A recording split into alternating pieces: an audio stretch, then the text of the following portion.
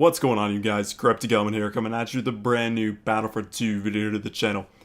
Today we're going to be talking about some brand new details regarding GEONOSIS, Obi Wan Kenobi, brand new vehicles, all that fun stuff. DICE just released a brand new community transmission surrounding all of those topics, so we're going to talk about those details right here, right now. Let's get into it.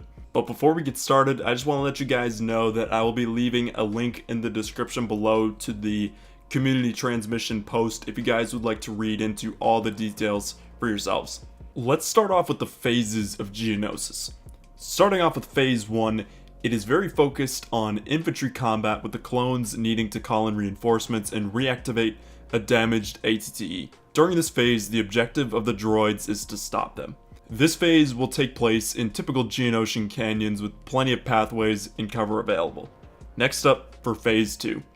The second phase marks the shift from infantry to vehicular combat. The objective during this phase is to bring down or defend, depending on your team, 2 hard cell troop transports. Mechanically and gameplay wise, this objective is a mixture of destroy the objective as seen on Crate with the generators and walkers. The hard cell troop transports are static objects that the clones need to destroy before they run out of tickets.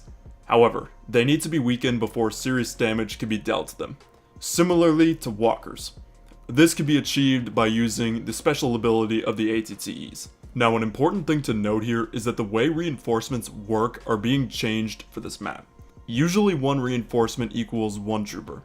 However, for the second and third phases of this map, 1 reinforcement will equal 1 ATTE. This means that dying as a trooper during these phases won't drain your team's tickets. A transition from trooper reinforcements to ATTE reinforcements happens between phase 1 and 2. Last up for phase 2, believe it or not, there is actually a sandstorm that occurs during the transition from phase 2 to phase 3, when the final hard cell troop transport has been destroyed. This sandstorm is meant to be an homage to the iconic sandstorm scene in Attack of the Clones, and during this storm, visibility will be reduced and will significantly change gameplay tactics.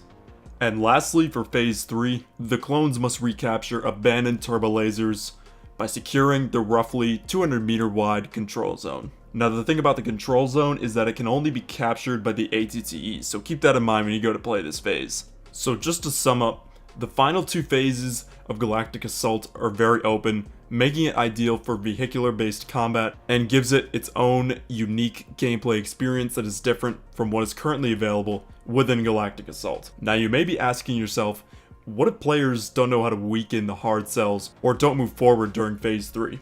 The user interface and voiceover lines play a vital role here. The same thing could happen from the perspective of the Separatists.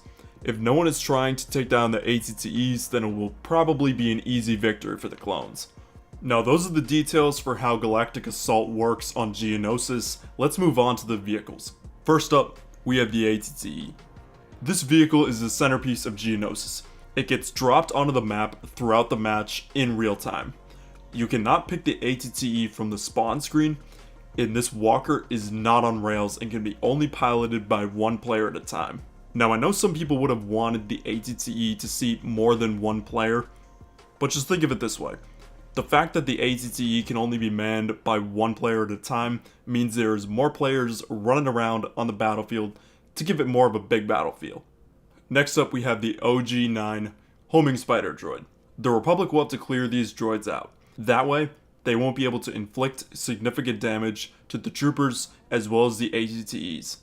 Their presence means that the ATTEs can't just blindly keep walking forward towards the next objective. Unfortunately, players will not be able to take control of this droid, which, to me personally, is very disappointing. Maybe someday we'll be able to control them, who knows. Next up, we're going to talk about 2 unconfirmed vehicles for GEONOSIS that haven't really been talked about to my knowledge, but I still felt like it was necessary to bring this up in this video. So if you zoom in on the screenshot of the developer software within the community transmission, you'll notice what looks like dwarf spider droids.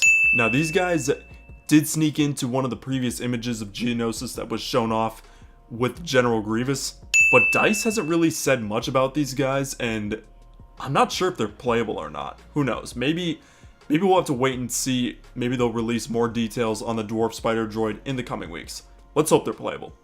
Now the other vehicle I wanted to point out, if you zoom in right here, you'll notice what looks like a destroyed AAT. Now this could just be wreckage that's just a prop on the battlefield and we won't be able to play AATs on the map. Or we'll be able to get AATs on GEONOSIS, because so far the only confirmed vehicle for the Separatists that I'm aware of are STAP speeders.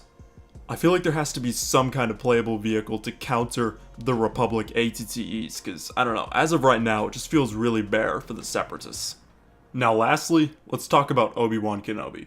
First, we have an early work-in-progress test of Obi-Wan's idle animation. So this animation isn't finished as of right now, and DICE does make a note that Obi-Wan will be wielding his blue lightsaber when he comes to Battlefront 2. And then secondly, here is an early work-in-progress look of Obi-Wan's Jedi robes. So those were all the significant details that we got in today's community transmission. Once again, you guys, I will be leaving a link in the description below if you guys would like to read the article for yourselves in its entirety. What do you guys think of all these details? Personally, I think out of all of these new details, I am most excited for the ATTEs. I think these walkers look incredible, and I cannot wait to play them in Battlefront 2. Let me know in the comment section what you guys think about these GEONOSIS details. Thank you all so much for watching this video, I really do appreciate it. Drop a like down below, hit that subscribe button to join the ever so growing table of elements. But until next time, you guys, I'll be signing off. KrypticElement, out of here. Peace out, guys.